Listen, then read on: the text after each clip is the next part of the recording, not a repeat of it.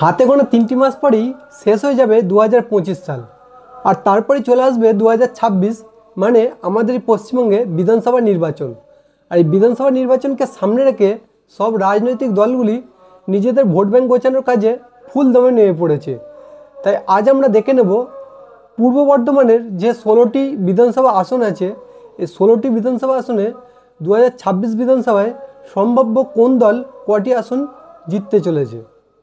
নমস্কার বন্ধুরা, আমি শুভ, স্বাগতম সকলকে আমার ইউটিউব চ্যানেল জনগণের কণ্ঠে। জনগণের কণ্ঠের আজকের এই বিশেষ প্রতিবেদন অবশ্যই শেষ পর্যন্ত দেখবেন, তাহলে আপনারা জানতে পারবেন পূর্ব বর্ধমানের যে 16টি বিধানসভা আসন আছে, এই 16টি বিধানসভা আসনে সম্ভাব্য জয়ী কোন দল কটি আসনে হতে চলেছে। তার আগে বলে রাখি, আমরা কোনো রাজনৈতিক দলকে কোনো রকম সাপোর্ট করি না এবং কোনো রাজনৈতিক দলকে প্রমোট করার জন্য এই প্রতিবেদনটা বানানো হয়নি। বেশ কিছু তথ্যের ভিত্তিতে এই প্রতিবেদনটা বানানো হয়েছে। আগে আমরা দেখে নেব পূর্ব বর্ধমানের যে 16টি আসন আছে কোন কোন সেই আসন। তো প্রথমে আছে খণ্ডঘোষ বিধানসভা, তারপর আছে বর্ধমান দক্ষিণ বিধানসভা, তারপরে আছে রায়না বিধানসভা, তারপর আছে জামালপুর বিধানসভা, তারপরে মন্তেশ্বর বিধানসভা, তারপরে কালনা বিধানসভা, তারপরে মেমারি বিধানসভা, তারপরে বর্ধমান উত্তর বিধানসভা, তারপরে ভাতার বিধানসভা, তারপরে পূর্বস্থলী দক্ষিণ বিধানসভা, তারপরে পূর্বস্থলী উত্তর বিধানসভা, তারপরে কাটোয়া বিধানসভা, তারপরে কেতুগ্রাম বিধানসভা, তারপরে মঙ্গলকোট বিধানসভা, তারপরে আইসগ্রাম বিধানসভা এবং সবশেষে গলসি। তো এই 16টি হলো পূর্ব বর্ধমানের বিধানসভা আসন। এবার আমরা দেখে নেব 2021-এ কোন দল কোন আসন থেকে জয়ী হয়েছিল। খণ্ডঘোষ বিধানসভায় তৃণমূল কংগ্রেস 20,886 ভোটে জয়লাভ করেছিল। বর্ধমান দক্ষিণ বিধানসভায় 2021-এ তৃণমূল কংগ্রেস 8,105 ভোটে জয়লাভ করেছিল তৃণমূল কংগ্রেস। এরপরে আছে রায়না বিধানসভা, রায়নাতে তৃণমূল কংগ্রেস 18,205 ভোটে জয়লাভ করেছিল। এরপর আছে জামালপুর বিধানসভা, এই জামালপুর বিধানসভাতে তৃণমূল কংগ্রেস 17,971 ভোটে জয়লাভ করেছিল। এরপর আছে মন্তেশ্বর বিধানসভা, এই মন্তেশ্বর বিধানসভাতে তৃণমূল কংগ্রেস 31,805 ভোটে জয়লাভ করেছিল। এরপর আছে কালনা বিধানসভা, এই কালনা বিধানসভাতে তৃণমূল কংগ্রেস 7,478 ভোটে জয়লাভ করেছিল। এরপর আছে মেমরি বিধানসভা, এই মেমরি বিধানসভাতে তৃণমূল কংগ্রেস 23,078 ভোটে জয়লাভ করেছিল। এরপর আছে বর্ধমান উত্তর বিধানসভা, এই বর্ধমান উত্তরে 2021-এ তৃণমূল কংগ্রেস 17,268 ভোটে জয়লাভ করেছিল। এরপর আছে ভাতার বিধানসভা, ভাতার বিধানসভাতে তৃণমূল কংগ্রেস 31,741 ভোটে জয়লাভ করেছিল। এরপর আছে পূর্বস্থলী দক্ষিণ, পূর্বস্থলী দক্ষিণে তৃণমূল কংগ্রেস 17,410 ভোটে জয়লাভ করেছিল। এরপরে আছে পূর্বস্থলী উত্তর, এখানেও টিএমসি 6,706 ভোটে জয়লাভ করেছিল। এরপরে আছে কাটুয়া, কাটুয়া বিধানসভাতে তৃণমূল কংগ্রেস 9,155 ভোটে জয়লাভ করেছিল। এরপরে আছে কেতুগ্রাম বিধানসভা, কেতুগ্রাম বিধানসভাতে তৃণমূল কংগ্রেস 12,683 ভোটে জয়লাভ করেছিল। এরপর আছে মঙ্গলকোট বিধানসভা, মঙ্গলকোট বিধানসভাতে তৃণমূল কংগ্রেস 22,337 ভোটে জয়লাভ করেছিল। এরপর আছে আইসগ্রাম বিধানসভা, আইসগ্রাম বিধানসভাতে তৃণমূল কংগ্রেস 11,815 ভোটে জয়লাভ করেছিল। এরপর আছে গলসি বিধানসভা, এই গলসি বিধানসভাতে তৃণমূল কংগ্রেস 19,262 ভোটে জয়লাভ করেছিল। তবে দেখে নিলাম যে 16টি আসন আছে, 16টি আসনেই তৃণমূল কংগ্রেসের জয় জয়কার বলাই যায়, যেখানে বিরোধীরা একটি আসনও জয়লাভ করতে পারেনি এই পূর্ব বর্ধমান থেকে। সবকটি আসনই তৃণমূল কংগ্রেসের ঝুলিতে গিয়েছিল। এরপর আমরা দেখে নেব 2024 লোকসভা অনুযায়ী এই বিধানসভাগুলির ফলাফল কি হয়েছিল। তো প্রথমে আছে খণ্ডঘোষ বিধানসভা, এখানে তৃণমূল কংগ্রেস এগিয়েছিল। এরপর আছে বর্ধমান দক্ষিণ, বর্ধমান দক্ষিণ বিধানসভাতেও 2024 লোকসভা অনুযায়ী এই বিধানসভাটিতেও তৃণমূল কংগ্রেস এগিয়েছিল। এরপরে আছে রায়না, রায়নাতেও আছে তৃণমূল কংগ্রেস এগিয়ে ছিল। এরপরে জামালপুর বিধানসভাতেও 2024-এ তৃণমূল কংগ্রেস এগিয়ে ছিল। এরপর আছে মন্তেশ্বরেও তৃণমূল কংগ্রেস এগিয়ে ছিল। এরপর আছে কালনা বিধানসভা, এই কালনা বিধানসভাতেও 2024-এ তৃণমূল কংগ্রেস এগিয়ে ছিল।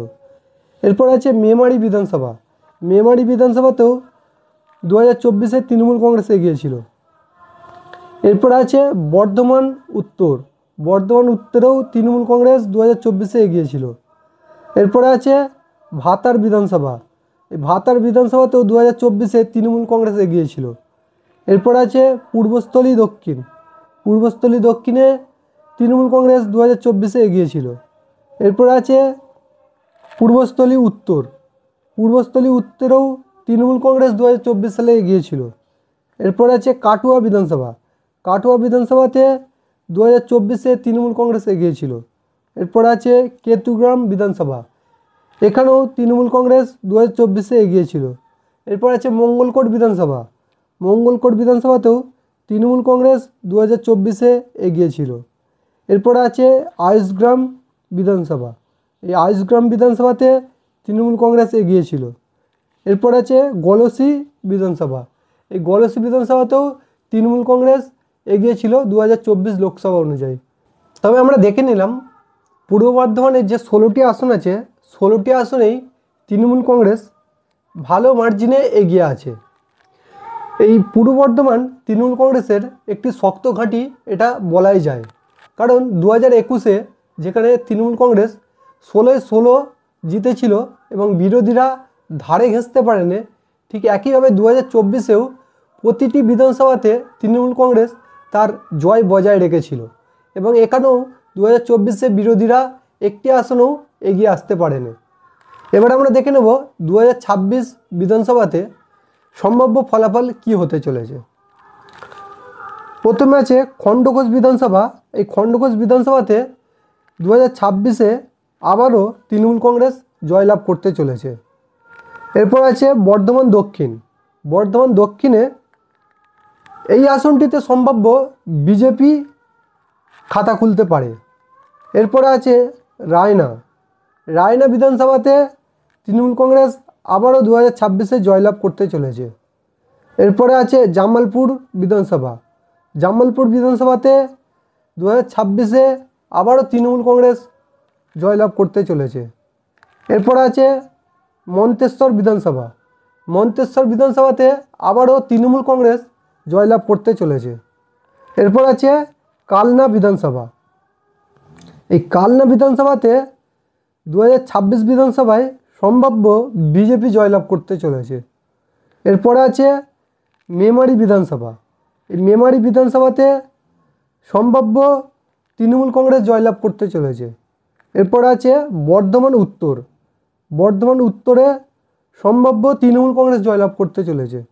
এরপরে আছে ভাতার বিধানসভাতে 2026-এ সম্ভাব্য তৃণমূল কংগ্রেস জয়লাভ করতে চলেছে। এরপর আছে পূর্বস্থলী দক্ষিণে সম্ভাব্য তৃণমূল কংগ্রেস জয়লাভ করতে চলেছে।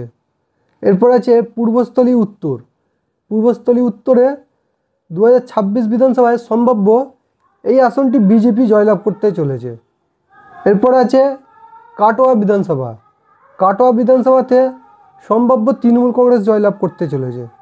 এরপর আছে কেতুগ্রাম বিধানসভা, এই কেতুগ্রাম বিধানসভাটা 2026-এ সম্ভাব্য বিজেপি জয়লাভ করতে চলেছে। এরপর আছে মঙ্গলকোটে সম্ভাব্য 2026-এ টিএমসি জয়লাভ করতে চলেছে। এরপর আছে আইসগ্রামে 2026-এ সম্ভাব্য তৃণমূল কংগ্রেস জয়লাভ করতে চলেছে। এরপর আছে গলসি বিধানসভা, এই গলসি বিধানসভাতে সম্ভাব্য তৃণমূল কংগ্রেস জয়লাভ করতে চলেছে।